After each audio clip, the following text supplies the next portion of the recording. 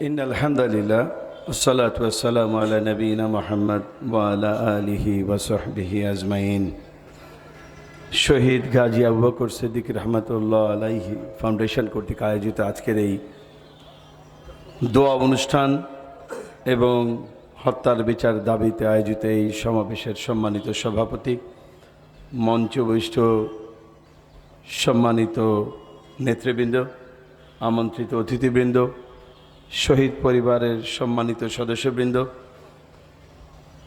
আমার সামনে উপবিষ্ট সুপ্রিয় সাংবাদিক বন্ধুগণ এবং আমার প্রিয় ভাইয়েরা, আসসালামু আলাইকুম রহমতুল্লাহি ওয়া বারাকাতুহু। শুরুতেই আল্লাহ তাআলার শুকরিয়া আদায় করছি যে মহান রব দীর্ঘ 21 বছর পর আমাদেরকে আজকের হত্যার বিচারের দাবিতে প্রকাশ্যে হাজার হাজার মানুষের সমাবেশে উপস্থিত হওয়ার তৌফিক এনায়েত করলেন। সেই মাবুদের দরবারে শুকরিয়া আদায় করছি, আলহামদুলিল্লাহ। তার নাম ছিল গাজী আবু বকর সিদ্দিক।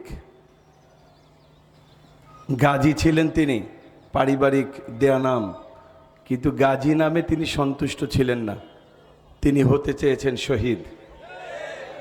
আল্লাহ তাকে শহীদ হিসাবে কবুল করেছেন। আমরা এটাই দোয়া করি আজকের এই হাজার মানুষের উপস্থিতিতে তার সন্তানকে সামনে নিয়ে আমরা এই দোয়াই করি, রব্বুল আলামিন তুমি তাকে জান্নাতে আলা মাকাম দান করো, শাহাদাতের সর্বোচ্চ মর্যাদা তাকে দান করো। প্রিয় ভাইরা, তাকে 2004 সালের 3রা মার্চ হত্যা করা হয়েছে, শহীদ করা হয়েছে। তাকে যেভাবে সন্ত্রাসী কায়দায় শহীদ করা হয়েছে, আমার মনে পড়ে আমার সম্মানিত পিতা আল্লামা সাইদিকেও একইভাবে 5 বার হত্যা করার জন্য চেষ্টা করা হয়েছিল। এইভাবে 2004 সালে 3রা মার্চ তার প্রতি যেভাবে বোমা নিক্ষেপ করা হয়েছিল, আমার সম্মানিত পিতা শহীদ আল্লামা সাইদির প্রতি 1972 সালের পাবনায় পুষ্পপাড়ায় তিনি একটি মাহফিল করছিলেন। সেই মাহফিলে তাকে সরাসরি গুলি করা হয়েছিল, কিন্তু সেই গুলিতে আব্বার পাশে থাকা পুষ্পপাড়া আলিম মাদ্রাসার প্রিন্সিপাল নুরুল্লাহ, সম্ভবত তার নাম, তিনি শহীদ হয়ে গিয়েছিলেন। 1992 সালে তৎকালীন বিএনপি সরকার ক্ষমতা থাকা অবস্থায় পান্থপথের একটি সিরাত মাহফিল আব্বাকে লক্ষ্য করে সরাসরি গুলি করা হয়েছিল। আর 2004 সালে যখন শহীদ আবু বকর সিদ্দিককে গুলি করা হয়, বোমা নিষ্পণে শহীদ করা হয়, তখনও বিএনপি সরকার ক্ষমতায় ছিল। প্রিয় ভাইরা, তারা চেয়েছিল শহীদ আবু বকর কণ্ঠকে স্তব্ধ করে দিতে। তারা মনে করেছিল আবু বকর সিদ্দিকের কণ্ঠ স্তব্ধ করে দিতে পারলেই বাংলাদেশ থেকে কোরআনের আওয়াজ বন্ধ হয়ে যাবে। তা কি হয়েছে? তা কি হয়েছে? তা কোনোদিন হবে?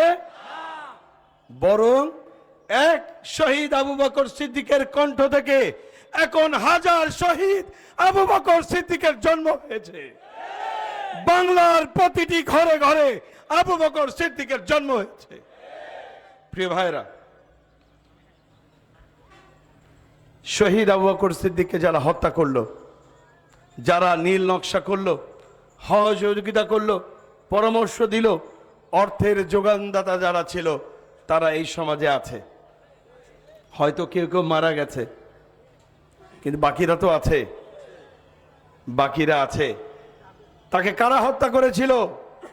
তাকে হত্যা করেছিল তারাই যারা মনে করেছিল শহীদ আবু বকর সিদ্দিক যদি পার্লামেন্টে যেতে পারেন তাহলে পার্লামেন্টে তিনি ইসলামের আইন কায়েমের সংগ্রাম করবেন। সেই তারাই পরিকল্পিতভাবে শহীদ আবু বকর সিদ্দিককে হত্যা করেছে। তারা এখনো আছে। আমরা এখনো দেখতে পাই আওয়ামী লীগ বাংলাদেশ থেকে বিদায় নিয়েছে, কিন্তু আওয়ামী লীগের প্রেতাত্মা বাংলাদেশে আছে। এখনো দেখতে পাই আওয়ামী লীগের মতো কোরআনের মাহফিলে এক শ্রেণীর লোক বাধা দেয়, হক কথা বলতে বাধা দেয়। আপনাদেরকে উদ্দেশ্য করে বলতে চাই, আল্লাহর রাস্তে কোরআনের সঙ্গে বেয়াদবি করবেন না, আলেমদের সঙ্গে বেয়াদবি করবেন না। আওয়ামী লীগের যে চরম পরিণতি হয়েছে আপনাদের ওই একই পরিণতি হবে। প্রিয় ভাইরা,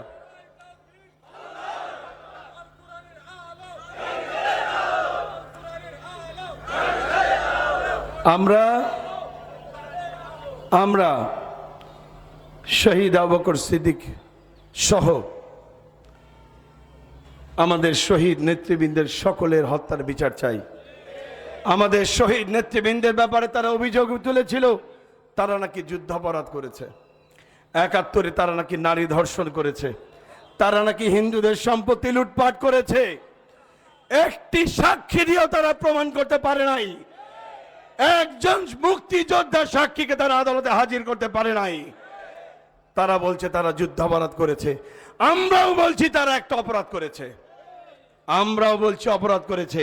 তাদের সেই অপরাধের কথা পবিত্র কোরআনে লেখা আছে। তারা কি অপরাধ করেছিলেন?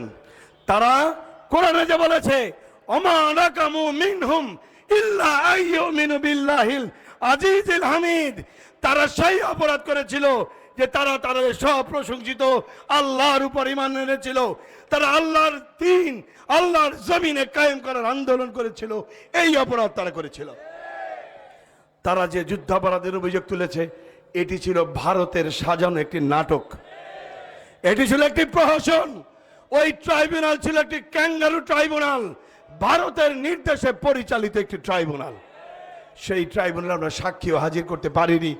আপনাদের এই এলাকার গর্বিত সন্তান গাজী তামিম তার জ্বলন্ত সাক্ষী। এই গাজী তামিম আমাদের স্নেহের, এই গাজী তামিম আল্লামা সাঈদীর মামলার একজন সম্মানিত আইনজীবী ছিলেন। একই সাথে তিনি শহীদ আমাদের সেক্রেটারি জেনারেলের মামলারও তিনি আইনজীবী ছিলেন। তিনি সাক্ষী। আমরা একজন সাক্ষীকে আদালতে তুলতে পারি নাই সঠিকভাবে। আমাদের একজন সাক্ষীকে আদালত থেকে তারা অপহরণ করেছিল, নিশ্চয়ই আপনাদের জানা আছে। সুতরাং আজকে দিন এসেছে, আল্লাহ দয়া করে একটি দিন আমাদেরকে দিয়েছেন।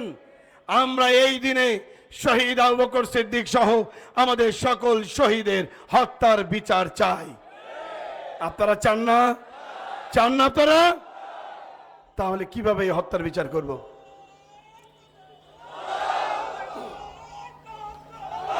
প্রিয় ভাইরা, আমরা কিভাবে এই হত্যার বিচার করব?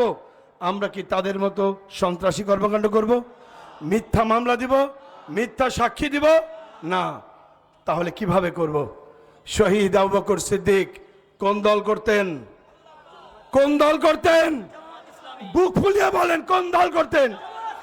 তাহলে যে দল জামাত ইসলামী করতে গিয়ে শহীদ আবু বকর সিদ্দিকী জীবন দিয়েছেন, আল্লামা সাঈদী জীবন দিয়েছেন, শহীদ মতিউর রহমান নিজামী জীবন দিয়েছেন, আলী হাসান মোহাম্মদ মুজাহিদ জীবন দিয়েছেন, সেই দল বাংলাদেশ জামাত ইসলামীর মাধ্যমে একটি কল্যাণময় ইসলামী রাষ্ট্র গঠনের মাধ্যমে আমরা সকল শহীদদের হত্যার বদলা নেব ইনশাআল্লাহ। রাজি আছেন সবাই? এই এলাকা থেকে, এই আসন থেকে আগামী পার্লামেন্টে আপনারা ইসলামী ব্যক্তিত্বকে পার্লামেন্টে পাঠাবেন। রাজি আছেন? রাজি আছেন? ইনশাআল্লাহ আল্লাহ তাআলা এই হাতগুলিকে কবুল করেন। আপনারা আমাদের জন্য দোয়া করবেন। আমরা শহীদ আবু বকর সিদ্দিক তার পরিবারের জন্য দোয়া করি। বিশেষ করে আমাদের স্নেহের ভাই গাজী তামিম এবং তার ছোট ভাই নুহাসের জন্য দোয়া করি। আল্লাহ তাদের সম্মান মর্যাদা আরও বাড়িয়ে দেন। আর আমাদের চাচা শহীদ আবু বকর সিদ্দিক সহ আমার পিতা, আমার সম্মানিত নেতৃবৃন্দের যারা শহীদ হয়েছেন তাদের সবাইকে আল্লাহ তাআলা যেন একসাথে এক জান্নাতে থাকার তৌফিক দান করেন। আর আমাদেরকেও যেন আল্লাহ রাব্বুল আলামিন এইভাবে মজলিস করে সবাইকে একসাথে তাদের সাথে জান্নাতে থাকার ব্যবস্থা করে দেন। আসসালামু আলাইকুম ওয়া রাহমাতুল্লাহ।